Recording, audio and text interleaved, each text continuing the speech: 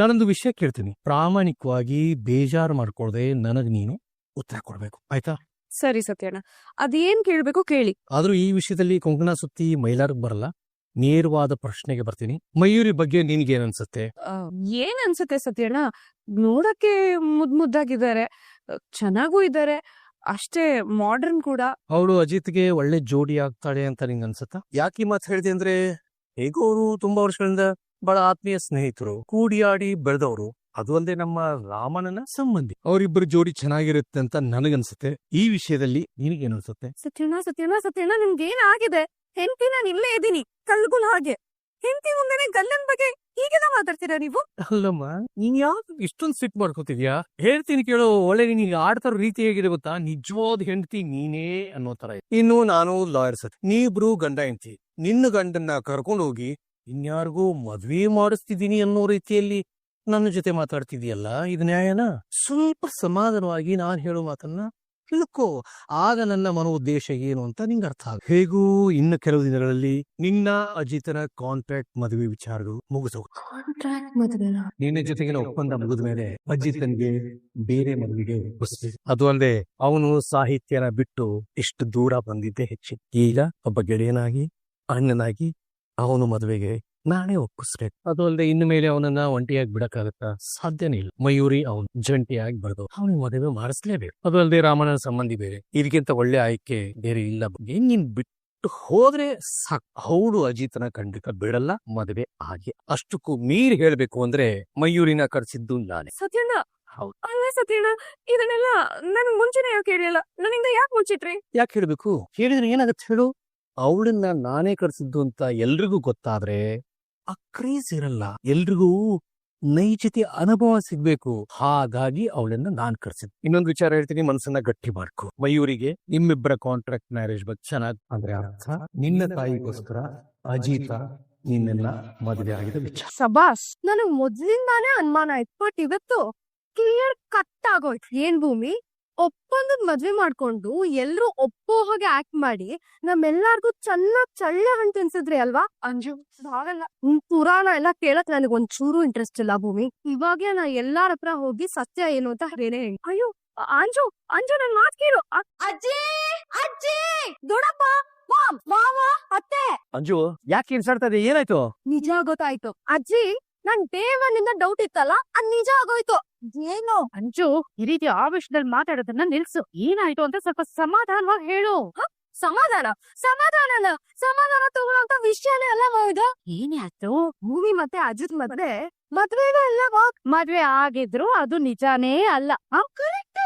ಇಷ್ಟು ಸಲ ಹೇಳಿದ್ಯಾ ಇದನ್ನ? 5ನೇ ಸಲ ಮನೆಯವ್ರ ಮುಂದೆ ಎಲ್ಲ ಎಲ್ರು ನೋಡ್ತಾ ಇದಾರೆ, ಸ್ವಲ್ಪ ಬಾಯ್ ಮುಚ್ಕೊಂಡು ನಿಂತ್ಕೊ. ಬೇಟಿ, ಏನ್ ಹೇಳ್ತಿದ್ಯೋ ಅರ್ಥ ಆಗೋಗ್ ಹೇಳು.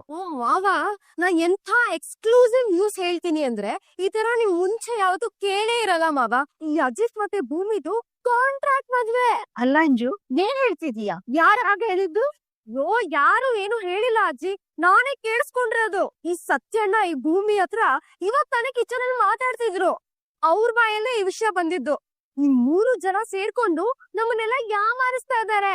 ಏನ್ ಹೇಳ್ತಿದೀಯಾ ಅಂಜು? ಸರಿಯಾಗಿ ಹೇಳು. ನಿಜಾನೇ ಅಜ್ಜಿ. ಅಂಜನಾ, ಏನ್ ಹೇಳ್ತಿದ್ಯಾ ನೀನು? ಏಕೆ ನಿನಗ್ ಗೊತ್ತಿಲ್ವಾ? ಮಯೂರಿ, ಏನು ಗೊತ್ತಿಲ್ದೇ ಇರೋ ತರ ಸುಮ್ನೆ ನಾಟಕ ಮಾಡ್ಬೇಡ. ನೀನು ಇದ್ರಲ್ಲೆಲ್ಲ ಇನ್ವಾಲ್ವ್ ಆಗಿದ್ಯಾ ಅಂತ ನನಗ್ ಚೆನ್ನಾಗ್ ಗೊತ್ತು. ಸ್ವೀಟಿ, ನೀನು ಅನುಮಾನ ಪಡೋದನ್ನ ಬಿಡು. ಆ ಮಯೂರಿಗೆ ಏನು ಗೊತ್ತಿಲ್ಲ.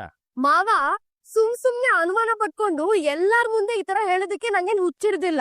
ನಾನು ನಿಜಾನೇ ಹೇಳ್ತಾ ಇದ್ದೀನಿ, ದಯವಿಟ್ಟು ಅರ್ಥ ಮಾಡ್ಕೊಳ್ಳಿ. ಭೂಮಿ, ಏನಮ್ಮ ಇದಲ್ಲ? ಅಂಜನಾ ಏನ್ ಹೇಳ್ತಾ ಇದ್ದಾಳೆ? ಹಾಗೆಮ್ಮ, ನೀವು ಗಾಬರಿ ಆಗ್ಬೇಡಿ. ನಾನು ಭೂಮಿಗೆ ಏನು ಹೇಳಿಲ್ಲ. ಇವಳು ಏನೇನೋ ನಮ್ಮ ಮಾತನ್ನ ಕೇಳಿಸ್ಕೊಂಡಿದ್ದಾಳ ಅಷ್ಟೇ. ಹೆಲೋ, ಏನೇನೋ ಕೇಳಿಸ್ಕೊಂಡು ನಾನ್ ಮಾತಾಡ್ತಿಲ್ಲ, ನಾ ಕರೆಕ್ಟ್ ಆಗಿ ಕೇಳಿಸ್ಕೊಂಡಿದೀನಿ. ಅದನ್ನೇ ಹೇಳಿದ್ದು ತಪ್ಪಾಗಿ ಕೇಳಿಸ್ಕೊಂಡಿದ್ದೀಯಾ ಅಂತ. ಹೌದಾ? ಸರಿ, ಹಾಗಾದ್ರೆ ಮಯೂರಿ ಇಲ್ಲೇ ಇದ್ದಾಳೆ ಅಲ್ವಾ? ಅವಳನ್ನೇ ಕೇಳಿ.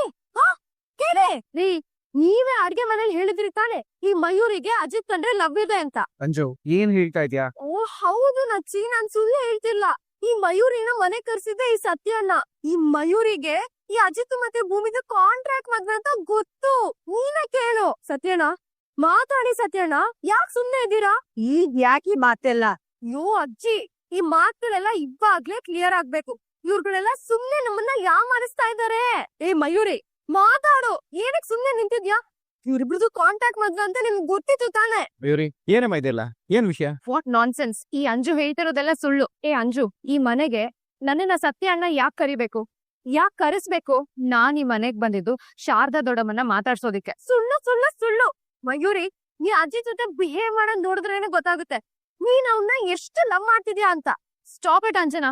ಮದ್ವೆ ಆಗಿರೋನ್ನ ನಾನ್ ಯಾಕೆ ಲವ್ ಮಾಡ್ಬೇಕು? ಇಷ್ಟಕ್ಕೂ ನಿಜ ಏನು ಅಂದ್ರೆ, ನಾನು ಮೈಸೂರಲ್ಲಿ ಒಬ್ಬ ಹುಡುಗನ್ನ ಆಲ್ರೆಡಿ ಪ್ರೀತಿಸ್ತಾ ಇದ್ದೀನಿ. ಅವ್ರ ಜೊತೆ ವ್ಯಾಲೆಂಟೈನ್ಸ್ ಡೇ ಸೆಲೆಬ್ರೇಟ್ ಮಾಡೋದಕ್ಕೆ ಅಂತಾನೆ ನಾನು ಇಲ್ಲಿಗೆ ಬಂದಿದ್ದು. ಅಜಿತ್ ನನ್ ಮಾವನ್ ಮಗನೇ ಇರ್ಬೋದು, ಆದ್ರೆ ನಾನು ಅವನನ್ನ ಬೆಸ್ಟ್ ಫ್ರೆಂಡ್ ತರ ನೋಡ್ತೀನಿ. ಅಜಿತ್ ಭೂಮಿ ಎಷ್ಟು ಒಳ್ಳೆ ಜೋಡಿ ಅಂತ ನಾನು ಸತ್ಯ ಅಣ್ಣ ಮಾತಾಡಿದ್ ನಿಜ, ಆದ್ರೆ ನೀನ್ ಹೇಳಿದ ತರ ಯಾವ ಮಾತನ್ನು ನಾವು ಮಾತಾಡಿಲ್ಲ. ಮಯೂರಿ ಹೇಳೋ ಪ್ರಕಾರ ನೀನೇ ಸುಳ್ಳು ಹೇಳ್ತಾರ ತರ ಇದೆಯಲ್ಲ ಅಂಜು.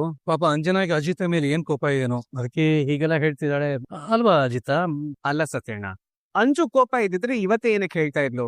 ನಮ್ ಎಂಗೇಜ್ಮೆಂಟ್ ದಿವಸಾನೇ ಹೇಳ್ಬೋದಾಗಿತ್ತಲ್ವಾ? ಸುಮ್ಮನೆ ಈ ತರ ಇನ್ನೊಬ್ರ ಮೇಲೆ ಅಲಿಗೇಷನ್ ಮಾಡೋ ತಪ್ಪು. ಇಲ್ಲಿ ಸತ್ಯ ಯಾವ್ದು ಅಂತ ಪ್ರೂವ್ ಮಾಡೋದೇ ಕಷ್ಟ ಆಗೋಗ್ಬಿಡಿದೆ. ನಾನ್ ಹೇಳ್ತಿರೋದ್ ಸುಳ್ಳು ಅನ್ನೋದಾದ್ರೆ ನೀವಿಬ್ರು ಹೆದ್ರೆದ್ರಕೊಂಡು ನನ್ ಹಿಂದ್ಗಡೆ ಏನಕ್ಕೆ ಓಡ್ ಬಂದ್ರಿ? ಅಂಜು, ನಾನು ಭೂಮಿ ಮಾತಾಡೋದನ್ನ ನೀನು ಸರಿಯಾಗಿ ಕೇಳಿಸ್ಕೊಳ್ದೆ ಪಾಪ ಮಿಸ್ಅಂಡರ್ಸ್ಟ್ಯಾಂಡಿಂಗ್ ಮಾಡ್ಕೊಂಡಿದ್ಯಾ.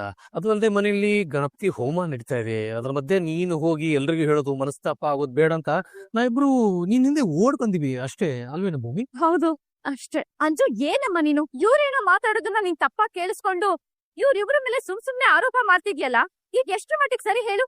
ಪ್ರತಿ ಸಲ ನೀನ್ ಹೀಗೆ ಮಾಡ್ತೀಯಾ? ಅಯ್ಯೋ ಅತ್ತೆ, ಇವ್ರುಗಳು ಹೇಳೋ ಮಾತನ್ನ ನಂಬೇಡಿ. ಇವ್ರು ಈ ಪೂಜಾ ಸೇರ್ಕೊಂಡು ನಮ್ಗೆಲ್ಲ ಮೋಸ ಮಾಡ್ತಿದಾರೆ ಅತ್ತೆ. ನೋಡಿ, ನಾನ್ ಕರೆಕ್ಟ್ ಆಗಿ ಕೇಳಿಸ್ಕೊಂಡಿದೀನಿ. ಇವ್ರಿಬ್ರು ಮಾತಾಡ್ದಿರ್ಬೇಕಾದ್ರೆ ಕಾಂಟ್ರಾಕ್ಟ್ ಮದ್ವೆ ಅಂತಾನೆ ಹೇಳಿದ್ದು. ಸರಿ, ನೀವ್ ನಂಬ್ತಿಲ್ಲ ತಾಳೆ? ನನ್ ಮಾಮ್ ಮೇಲೆ ಆಣೆ ಮಾಡಿ ಹೇಳ್ತೀನಿ. I swear on my mom, ಇವ್ರಿಬ್ರು ಕಾಂಟ್ರಾಕ್ಟ್ ಮದ್ವೆ ಅಂತ ಹೇಳಿದ್ದು ಸತ್ಯ ಸತ್ಯ. ನಮ್ಮ ಅಂಜನಾ ಈಗ ಊರಿಗೆ ಎಂಥ ಸಮಯದಲ್ಲೂ ಆಣೆ ಮಾಡಿರ್ಲಿಲ್ಲ. ಇವತ್ತು ಅಮ್ಮನ್ ಮೇಲೆ ಆಣೆ ಮಾಡ್ತಿದ್ದಾಳೆ ಅಂದ್ರೆ ನಿಜಾನೇ ಇರ್ಬಹುದು. ಅಮ್ಮ, ಯಾರ್ ಏನೇ ಹೇಳಿ, ಈ ವಿಚಾರದಲ್ಲಿ ನನ್ ಸೊಸೆ ಮಗ ಸುಳ್ಳು ಹೇಳೋದಕ್ಕೆ ಸಾಧ್ಯನೇ ಇಲ್ಲ. ನನ್ನ ಮಗ ಅಜಿತ್ತು ನನ್ನ ಹತ್ರ ಸುಳ್ಳು ಹೇಳೋದಕ್ ಸಾಧ್ಯನಾ? ಇಲ್ಲಮ್ಮ. ದೇವರ ಮುಂದೆ ನೀನೇ ಹಚ್ಚಿದ ದೀಪದ ಮೇಲೆ ಕೈ ಇಟ್ಟು ಪ್ರಮಾಣ ಮಾಡು. ಮುಂದು ಅಜ್ಜಿ ತಿಂದು ನಾಟಕದ ಮದ್ವೆ ಅಲ್ಲ, ನಿಜವಾದ ಮದ್ವೆ ಅಂತ. ಏನ್ ಯೋಚನೆ ಮಾಡ್ತಿದೀಯ ಭೂಮಿ? ಪ್ರಮಾಣ ಮಾಡು. ಭೂಮಿ, ನೀನಿಲ್ಲಿ ಯಾರಿಗೂ ಹೆದರ್ಕೊಳ್ಳೋ ಅಗತ್ಯ ಇಲ್ಲ. ಇರೋ ವಿಷಯನ ಧೈರ್ಯವಾಗಿ ಹೇಳು. ನಾನು ಅಜಿತ್ ಸಾಹೇಬ್ರು ಇಬ್ರು ಅಗ್ನಿ ಸಾಕ್ಷಿಯಾಗಿ ಮದ್ವೆ ಆಗಿರೋದ್ ನಿಜ. ನಮ್ಮನ್ನ ನಂಬಿಸಕ್ಕೆ ನೀವು ಶಾಸ್ತ್ರದ ಪ್ರಕಾರನೇ ಮದ್ವೆ ಆಗಿರ್ಬಹುದು, ಹಾಗಂತ ನೀವಿಬ್ರು ಒಬ್ರನ್ನೊಬ್ರು ಪ್ರೀತಿಸ್ತಿದ್ದೀರಾ ಅನ್ನೋ ನಂಬಿಕೆ ನನಗ್ ಬರ್ತಿಲ್ಲ. ನೀ ನನ್ ಮೊಮ್ಮಗನ್ನ ಮನಸಾರೆ ಪ್ರೀತಿಸ್ತಿದೀಯಾ ಅಂತ ಪ್ರಮಾಣ ಮಾಡು. ಹಾಗಾದ್ರೆ ನೀನು ಅಲೋ, ಈ ವಿಚಾರದಲ್ಲಿ ಈ ಮನೇಲಿ ಯಾಕೆ ಪ್ರತಿ ಸಲನೂ ಅನುಮಾನ? ನೀನ್ ಅದ್ದೇ ಬರ್ಬೇಡ ಅಮ್ಮ, ಪ್ಲೀಸ್ ಅಮ್ಮ. ಇವ್ರಿಬ್ರು ಒಬ್ರನ್ನೊಬ್ರು ಎಷ್ಟು ಪ್ರೀತಿ ಮಾಡ್ತಾರೆ ಅನ್ನೋದು ನಮ್ಮೆಲ್ರಿಗೂ ಗೊತ್ತು ತಾನೆ. ಇದನ್ನ ದೇವ್ರ ಮುಂದೆ ಪ್ರಮಾಣ ಮಾಡಿ ಸಾಬೀಸ್ ಬೇರೆ ಮಾಡ್ಬೇಕಾ? ನಮ್ ಭೂಮಿ ಅಜಿತ್ಗೋಸ್ಕರ ಏನೆಲ್ಲ ಮಾಡಿದಾಳೆ ಅನ್ನೋದನ್ನ ಮರ್ತು ಬಿಟ್ಯಾ? ಅಮ್ಮವ್ರೆ, ನಮ್ ಭೂಮಿ ಅಜಿತ್ ಅಣ್ಣನ್ ಎಷ್ಟು ಪ್ರೀತಿ ಮಾಡ್ತಾಳೆ ಅಂತ ನಾವ್ ದಿನ ನೋಡ್ತಾ ಇದೀವಲ್ವಾ?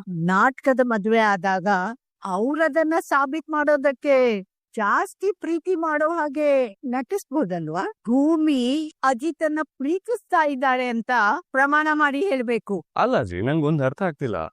ಹೆಂಡತಿಯಾಗಿ ಭೂಮಿ ನನ್ನನ್ನ ಎಷ್ಟು ಪ್ರೀತಿಸ್ತಿದ್ದಾಳೆ ಅಂತ ದೇವ್ರ ಮೇಲೆ ಪ್ರಮಾಣ ಮಾಡಿ ಹೇಳ್ಬೇಕಾ? ಇದ್ ಯಾವ ತರ ಅಜ್ಜಿ? ನಗು ಬರ್ತಿದೆ ನನಗೆ ಇದನ್ನ ಕೇಳಿಸ್ಕೊಂತು ಅಂದ್ರೆ. ಅದು ಮದ್ವೆ ಅನ್ನೋದು ವೈಯಕ್ತಿಕ ವಿಚಾರ. ಭೂಮಿ ನನ್ನನ್ನ ಎಷ್ಟು ಪ್ರೀತಿಸ್ತಿದ್ದಾಳೆ ಅಂತ ನನಗ್ ತುಂಬಾ ಚೆನ್ನಾಗ್ ಗೊತ್ತು. ನಾನು ಅವಳನ್ನ ಎಷ್ಟು ಪ್ರೀತಿಸ್ತೀನಿ ಅಂತ ಅವಳಿಗೆ ತುಂಬಾ ಚೆನ್ನಾಗ್ ಗೊತ್ತು. ಅಂಡ್ ಇದನ್ನ ಮನೆಯವರೆಲ್ರಿಗೂ ಪ್ರೂವ್ ಮಾಡೋ ಅವಶ್ಯಕತೆ ಏನಿದೆ? ನಾವಿಬ್ರು ಸಂಸಾರ ಮಾಡೋದು and we are happily married ಯಾರ್. ಭೂಮಿ, ಇಲ್ಲಿ ಯಾರಿಗೂ ಹೆದರೋ ಅವಶ್ಯಕತೆ ಇಲ್ಲ, ಸುಮ್ನೆ ನಿಂಬ. ಇಂದು ಎಷ್ಟು ದಿನ ಅಂತ ಸತ್ಯದಿಂದ ತಪ್ಪಿಸ್ಕೊಂಡು ಓಡಾಡಕ್ಕಾಗತ್ತೆ? ಮನಸ್ಸಿನಲ್ಲಿ ಇರೋದನ್ನ ದೇವರ ಮೇಲೆ ಭಾರ ಹಾಕಿ ಹೇಳ್ಬಿಡ್ತಾಯಿ. ನಾನ್ ದೇವ್ರ ಮುಂದೆ ಪ್ರಮಾಣ ಮಾಡಿ ಹೇಳ್ತೀನಿ, ನಾನ್ ಅಜಿತ್ ಸಾಹೇಬ್ರನ್ನ ಮನ್ಸಾರೆ ಪ್ರೀತಿಸ್ತಾ ಇದ್ದೀನಿ. ಅಷ್ಟೇ ಅಲ್ಲ, ನನ್ ಕೊನೆ ಉಸಿರು ಇರೋವರೆಗೂ ನಾನ್ ಸಾಹೇಬ್ರನ್ನ ಹೀಗೆ ಪ್ರೀತಿಸ್ತಾನೆ ಇರ್ತೀನಿ.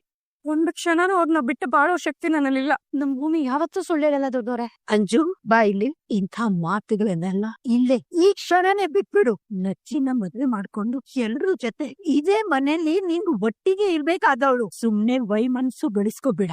ನಿನ್ ಮಾತ್ ಕೇಳಿ ಭೂಮಿನ ಪ್ರಶ್ನೆ ಮಾಡಿ ಎಲ್ರೂ ಮುಂದೆ ಚಿಕ್ಕವಳಾಗ್ಬಿಟ್ಟೆ ನಾನು. ಮನೆಯವ್ರು ಎಲ್ಲಾರ ಮುಂದೆ ನಾನ್ ಕೂಲ್ ತರ ಕಾಣೋ ಹಾಗೆ ಮಾಡ್ಬಿಟ್ರಿ ಅಲ್ವಾ? ನನ್ನ ಅಜ್ಜಿ ಮುಂದೆ ನಾನ್ ತಪ್ಪಾಗಿ ಕಾಣೋ ತರ ಮಾಡ್ಬಿಡ್ರಿ ಅಲ್ವಾ? ಇದನ್ನ ನಾನ್ ಯಾವತ್ತೂ ಬಿಡಲ್ಲ. ಅಂಜು, ನಡಿ ಅಂದೆ.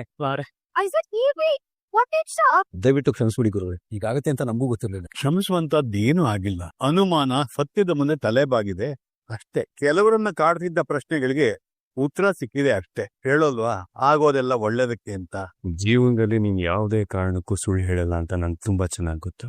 ಆದ್ರೆ ಮನೆಯವ್ರು ಎಲ್ರ ಮುಂದೆ ದೇವ್ರ ಮುಂದೆ ಇರೋ ದೀಪದ ಮೇಲೆ ಪ್ರಮಾಣ ಮಾಡಿ ನನ್ನನ್ನ ಪ್ರೀತಿಸ್ತಿದ್ದೀನಿ ಅಂತ ಹೇಳ್ದೆವು. ಅದ್ರ ಬಗ್ಗೆ ಹೇಳ್ಬೋದಾ? ಯಾಕೇನು ಮಾತಾಡ್ತಿಲ್ಲ ಭೂಮಿ? ಈ ನಿಮ್ ಮೌನಕ್ಕೆ ಏನು ಅಂತ ಉತ್ತರ? ಅಲ್ಲ, ಮನೆಯವ್ರ ಮುಂದೆ ದೇವ್ರ ಮುಂದೆ ಇದ್ದ ದೀಪದ ಮೇಲೆ ಆಣೆ ಮಾಡಿ ನನ್ನ ಪ್ರೀತಿಸ್ತಿದ್ದೀನಿ ಅಂತ ಹೇಳಿದ್ಯಾ ಅಂದ್ರೆ ನೀನ್ ನನ್ನ ನಿಜವಾಗ್ಲೂ ಹೌದು ಸಾಹೇಬ್ರ, ಅಲ್ಲಿ ಹೇಳಿದ್ ನಾನ್ ನಿಜಾನೇ.